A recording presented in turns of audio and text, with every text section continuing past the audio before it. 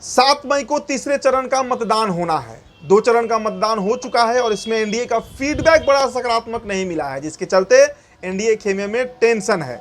अब देखिए, तीसरा चरण का जो वोटिंग है उसे एनडीए के लिए लिटमस टेस्ट माना जा रहा है। कहा जा रहा है कि अगर इस फेज में एनडीए गड़बड़ाया तो पूरे चुनाव का रुख ही बदल जाएगा। बिहार के 5 लोकसभा सीटों पर मतदान है, चाहे मधेपुरा की बात कीजिए, झंझारपुर की बात कीजिए, अररिया हो या खगड़िया हो या फिर सुपौल हो, इन 5 सीटों पर मतदान होना है। 2019 में ये 5 की 5 सीटें एनडीए जीती थी, लेकिन इस बार थोड़ा समीकरण बदला है। हमने 2 दिन पहले भी एक वीडियो में आपको इसकी जानकारी दी थी कि खगड़िया और अररिया में थोड़ा समीकरण जो है वो गड़बड़ाया है और खगड़िया में तो स्थिति बेहद नाजुक है। मतलब वहाँ पर राजेश वर्मा जो प्रत्याशी हैं एनडीए से, वो काफ़ी कमज़ोर हैं महागठबंधन के प्रत्याशी संजय कुशवाहा के सामने।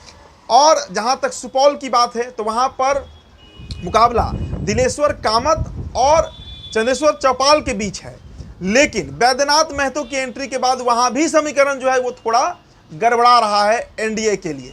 मधेपुरा में भी जो गुणागणित है वो आपको हम समझाएंगे, लेकिन आप समझिए कि 5 सीटों पर वोटिंग है और अगर इन 5 सीटों में एनडीए अच्छा परफॉर्म नहीं कर पाई, मतलब अगर 100% स्कोर नहीं कर पाई, तो फिर चुनाव का रुख जो है वो एनडीए के खिलाफ चौथे, 5वें और 6ठे चरण में या 7वें चरण में भी जा सकता है। सबसे पहले अगर हम सुपौल की बात करें तो देखिए, सुपौल संसदीय सीट पर जदयू के दिलेश्वर कामत और राजद के उम्मीदवार चंद्रहास चौपाल के बीच कांटे का मुकाबला है। या ये जो सीट है वो राजपूत, यादव, मुस्लिम और ब्राह्मण बाहुल सीट माना जाता है। साथ ही साथ जो अति पिछड़ा वोटर है उनकी भी संख्या वहाँ पर 40 से 45% बताई जाती है।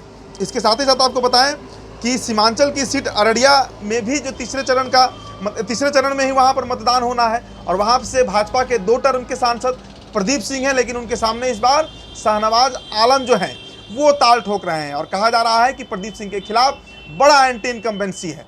तो सुपौल में एक तरफ जहाँ त्रिकोणीय मुकाबला है, बैद्यनाथ महतो जो है वो पेच फंसा दिए हैं एनडीए के लिए, तो अररिया में एंटी इनकम्बेंसी भारी पड़ रहा है प्रदीप सिंह के चलते। मतलब अररिया में भी कांटे की लड़ाई है और वहाँ पर जो खबरें आई हैं कि वहाँ पे राजद प्रत्याशी, महागठबंधन के प्रत्याशी शाहनवाज आलम जो है वो लीड ले सकते हैं। इन दोनों के अलावा अगर मधेपुरा की हम बात करें कि मधेपुरा में क्या होगा, तो मधेपुरा का जो गुणागणित है, यहाँ से राजद प्रमुख लालू प्रसाद यादव से लेकर शरद यादव सभी चुनाव लड़ चुके हैं। यादवों का गढ़ माना जाता है। 2019 में इस सीट पर जदयू के दिनेश चंद्र यादव जो हैं वो बड़ी जीत हासिल किए थे।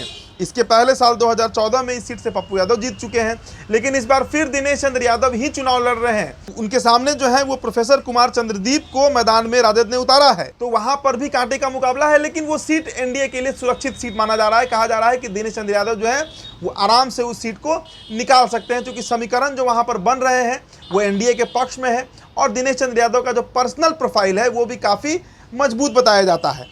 इसके अलावा झंझारपुर की अगर हम चर्चा करें तो मैंने कल ही एक वीडियो में आपको बताया कि गुलाब यादव जो बसपा से चुनाव लड़ रहे हैं, पहले राजद से चुनाव लड़ने वाले थे, उनको टिकट मिलने वाला था, लेकिन उनके जगह पर सुमन महासेठ को टिकट दिया गया और सुमन कुमार महासेठ को टिकट मिलने के बाद गुलाब यादव वहाँ पर पहले निर्दलीय और फिर बसपा से आए और अब वो खेल खराब कर सकते हैं। वो खेल राजद का खराब कर सकते हैं, मतलब महागठबंधन का खराब कर सकते हैं। हालांकि वहाँ से प्रत्याशी मुकेश सहनी के पार्टी के हैं सुमन कुमार महासेठ, और वहाँ से जो स्थितियाँ बन रही हैं वो देखिए, 2019 में भी गुलाब यादव चुनाव लड़ चुके हैं और चुनाव लड़कर 3 लाख वोट भी वो लाए थे।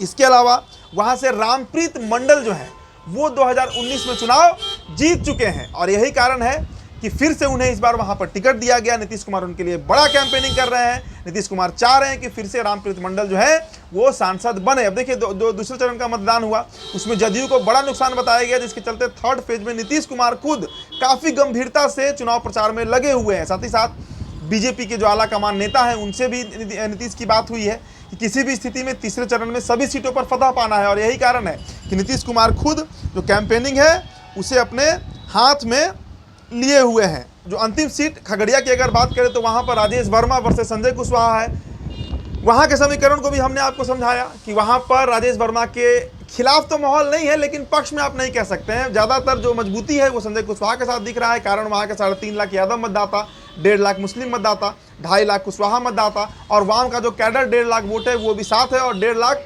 मल्लाहों का जो वोट है वो भी संजय कुशवाहा के पक्ष में बताया जा रहा है। साथ ही साथ वहाँ पर बाहरी बनाम लोकल की लड़ाई हो गई है। भागलपुर के मेयर रहे हैं राजेश वर्मा बाहरी प्रत्याशी उनको बताया जा रहा है। हालांकि इन सब के ऊपर चिराग फैक्टर भी हावी हो सकता है। तो बिहार की जो 5 लोकसभा सीटें हैं जिसमें थर्ड फेज पर वोटिंग होना है, वहां पर बीजेपी समेत नीतीश कुमार का जो पूरा साख है वो दांव पर लगा हुआ है। क्या समीकरण बनेगा, इस पर लगातार हमारी नज़र बनी हुई है। तमाम जो रिपोर्ट होंगे वो आपसे हम साझा करते रहेंगे। फिलहाल इस खबर में इतना ही। बहुत बहुत शुक्रिया।